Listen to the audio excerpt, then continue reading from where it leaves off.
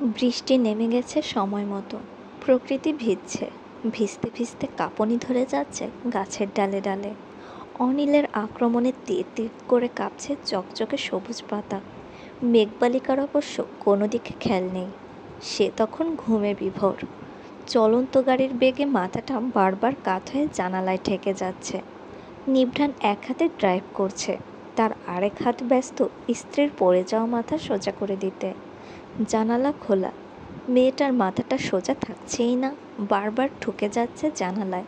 অবশ্য এতে তার ঘুমের ব্যাঘাত ঘটছে না বলেই স্বস্তি, ঘুম ভাঙার কথাও না। নিভ্রাণ নিজ হাতে রাতের খাবারের পর কয়েকটা ওষুধের ফাঁকে একটা আস্ত ঘুমের ট্যাবলেটকেও খাইয়ে দিয়েছিল। এই ঘুম ভাঙতে ভাঙতে সকাল। জানালার কাছ নামানো, তালমাতাল হাওয়া, পিছের সিটে বসে আছে নিষাদ। মুখের উপর জ্বলছে ফোনের আলো। রুবিনা, নাহিদা, শাওন সাহেব অন্য গাড়িতে আছেন। এক গাড়িতে তো এত মানুষের জায়গা হবে না। নিভ্রাণ অবশ্য রুবিনাকে এ গাড়িতেই আনতে চেয়েছিল, কিন্তু নওশাদ সাহেবের নাকি নিভ্রাণের ওপর একরত্তি বিশ্বাস নেই। সে নাকি রাত্রির খেয়াল রাখতে পারবে না। মেয়েটার শরীর অসুস্থ, সে রাগের বশে কখন কি করে ঠিক নাই, তাই নিষাদকে পাঠিয়েছে সাথে। উল্টাপাল্টা কিছু হলেও যেন নিষাদ সামলাতে পারে। আর রুবিনার খেয়াল রাখার জন্য ওখানে নাহিদা আছে। রাত্রির মাথাটা এবার বেশ জোরে সোরেই বাড়ি খেল। নিভ্রাণ টার্ন নিচ্ছিল বিধায় খেয়াল করতে পারেনি। নিষাদ গর্জে উঠল, বাবা তো ঠিকই বলেছে, ভাবির মাথা তো আজ ঠুকতে ঠুকতেই ফেটে যাবে। তুই তো বিয়ে করেই বইয়ের মাথা ফাটিয়ে রীতিমতো হসপিটালে ভর্তি করবি। বুক নাই তোর? হ্যাঁ, বুক নাই?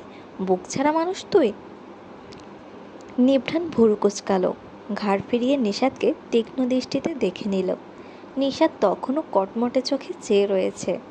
রাত্রির দিকে তাকাতেই দেখল মেয়েটা নেতিয়ে আছে। গাড়ির স্পিড স্লো করল সে, হাত বাড়িয়ে আলতো করে মাথাটা টেনে নিল বুকে, গায়ের ওড়না গুছিয়ে দিল।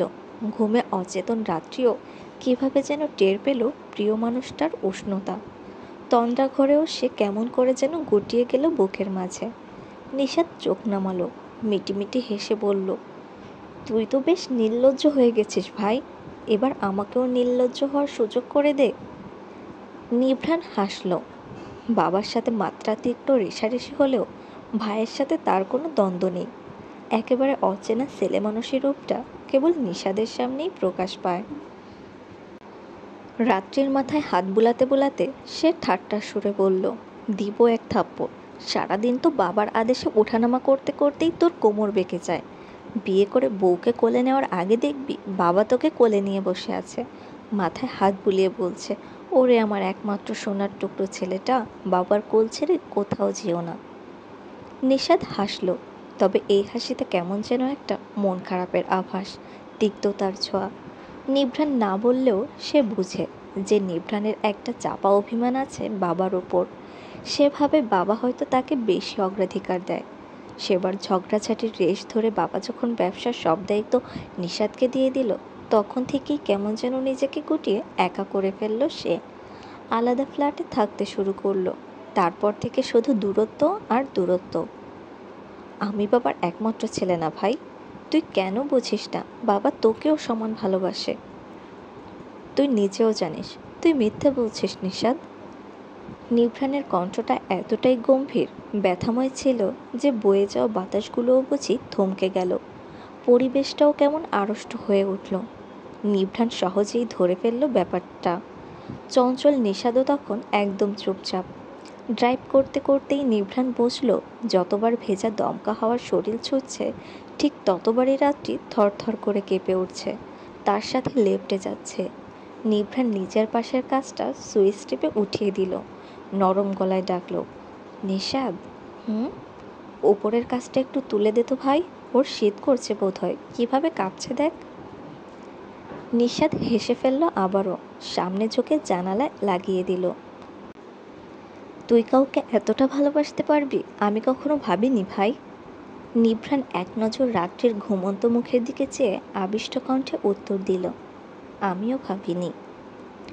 ভোরের আলো যখন প্রায় ফুরিয়ে গেছে, আকাশ থেকে ঝিমানো মেঘ ছুটি নিয়ে তেজি সূর্যের আবির্ভাব ঘটেছে, তখনই অবিরাম চলতে থাকা গাড়ির ঘূর্ণায়মান চাকাটা রেহাই পেল। গাড়ি থামলো নিভ্রানের বাসার গেটে। সিট বেল্ট খুলতে খুলতেই নওশাদ সাহেবের গাড়ি পেছনে এসে দাঁড়ালো। এত তড়িঘড়ি করে ঢাকা ফেরার কারণ হলো রুবিনাকে হসপিটাল থেকে রিলিজ দিয়ে দিয়েছিল সন্ধ্যার পরে। শুধু মাথার ক্ষতটায় ড্রেসিং করতে হবে রোজ, আর কিছু ওষুধপত্র।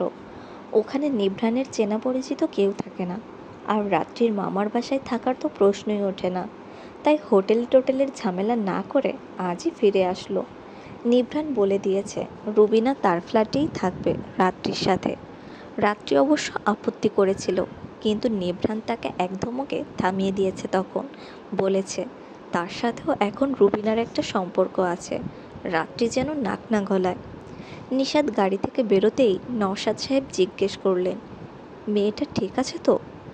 নিশাদ উত্তর দেবার আগেই নিভ্রান দরজা খুলল। নওশাদ সাহেব এগিয়ে গেলেন।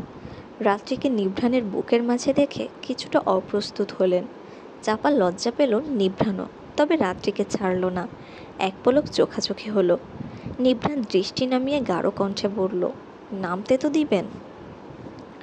নওশাদ সাহেব সরলেন না, বরং রাত্রির কপালে আলতো করে হাত ছুঁয়ে আঁতকে উঠে চিবিয়ে চিবিয়ে বললেন, গাটা গরম হয়ে আছে দেখছি, খালি তো পারো পাগলামি করতে।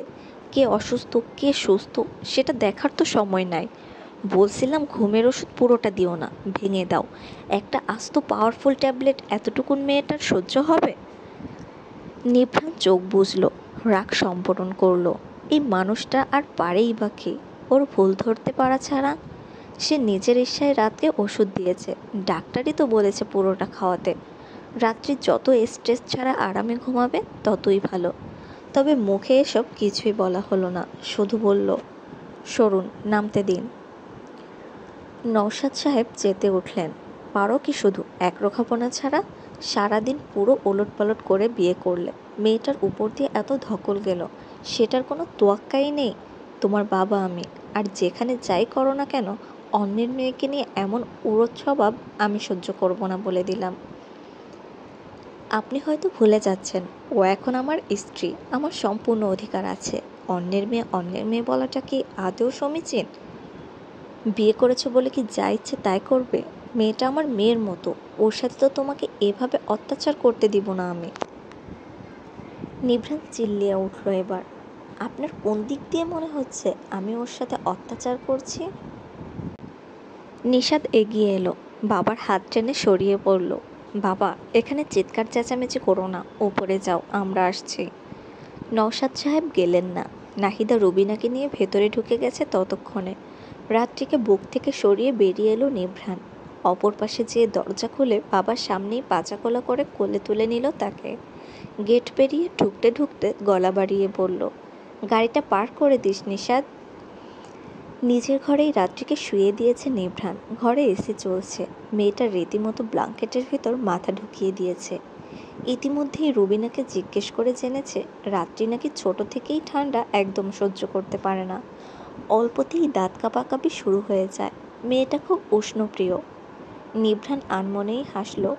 সে ছোট থেকে এসিতে অভ্যস্ত। বাসা থেকে বের হওয়ার পর সামান্য লিফট দিয়ে নিচে নেমে গাড়ি পর্যন্ত পৌঁছাতেই ঘেমে একাকার হয়ে যায় শরীর। তারপর গাড়িতে এসি, অফিসেও এসি, আর মেয়েটা কিনা ঠান্ডা সহ্য করতে পারে না। হায়! বাইরে প্রায় সকাল হয়ে গেছে। রুবিনার শোয়ার ব্যবস্থা করে দিয়ে এসেছে সে। বাকি সবাইও হয়তো ঘুমিয়ে পড়েছে এতক্ষণে। কম খাটুনি তো হয়নি। একদিনে যেয়ে আবার একদিনে ফিরে আসা যে সে ব্যাপার না। ঘরের বাতি নিভিয়ে রাত্রির পাশেই শুয়ে পড়ল নিভ্রান। কনকনে ঠান্ডায় জমে আসা বিছানায় একটুখানি তপ্ত সংস্পর্শ পেয়ে সুরসুর করে নিভ্রানের অনেকটা কাছে চলে গেল রাত্রি। নিভ্রান হঠাৎই হাসল। এসির রিমোটের বাটন চেপে তাপমাত্রা কমিয়ে দিল আরও কয়েক ডিগ্রি।